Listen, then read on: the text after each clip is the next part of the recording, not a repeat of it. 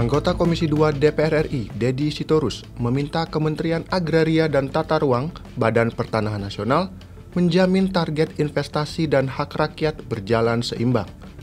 Dedi menilai, sejauh ini penggunaan tanah untuk investasi dan hak tanah ulayat kerap tidak sebanding, di mana keseimbangan itu diperlukan untuk memastikan tidak adanya tumpang tindih dalam permasalahan hukum di masa depan. Hal itu disampaikan Dedi saat rapat Komisi 2 DPR RI dengan Menteri ATR BPN Nusron Wahid di Kompleks Parlemen Senayan, Jakarta, Senin 21 April 2025. Mulanya, Dedi menyoroti soal pinjaman Bank Dunia sebesar 11 triliun rupiah untuk Indonesia, di mana pinjaman tersebut dibagi untuk Kementerian ATR BPN, Kementerian Dalam Negeri, dan Badan Informasi Geospasial selama 5 tahun.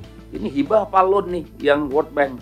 Ternyata langsung dikatakan loan. Waduh, ya oke lah loan, karena pemerintah kita kesulitan di fiskal. Dedi kemudian menyoroti soal dana tersebut demi kemudahan investasi.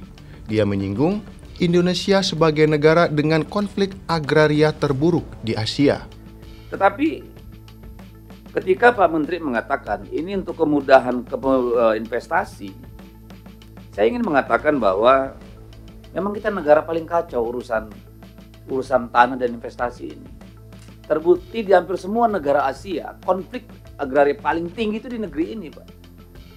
Paling tinggi bandingkan dengan semua negara di Asia. Nanti kita buka datanya. Dedi kemudian mengingatkan bahwa investasi akan datang jika di suatu wilayah sudah ada kepastian hukum. Tanpa ada kepastian hukum atas suatu wilayah terkait pertanahan, investor tidak akan datang dan justru akan merugikan bagi masyarakat.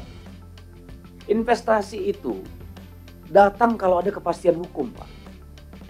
Tanpa kepastian hukum, nggak ada investor mau taruh uang di sini. Siapa yang mau datang ada ketidakpastian? Regulasinya tumpang tindih, Pak. Di bawahnya banyak mafia, banyak makelar. Politisi PDIP itu menilai dengan pinjaman tersebut tidak menjamin investasi akan banyak berdatangan.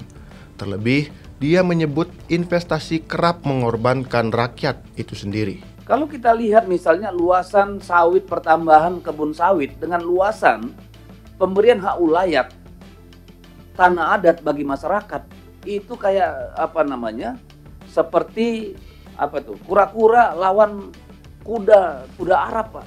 Dedi kemudian meminta Kementerian ATR BPN untuk menjaga keseimbangan terkait dua hal tersebut.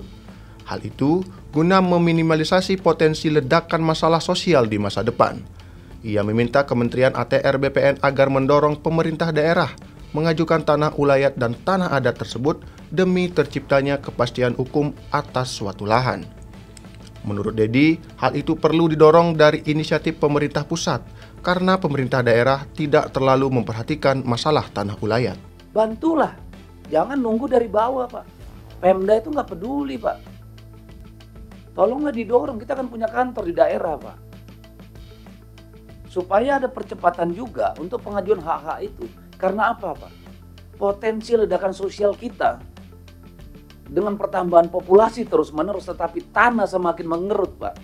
Ini suatu saat akan jadi ledakan berdarah-darah di Republik ini, Pak.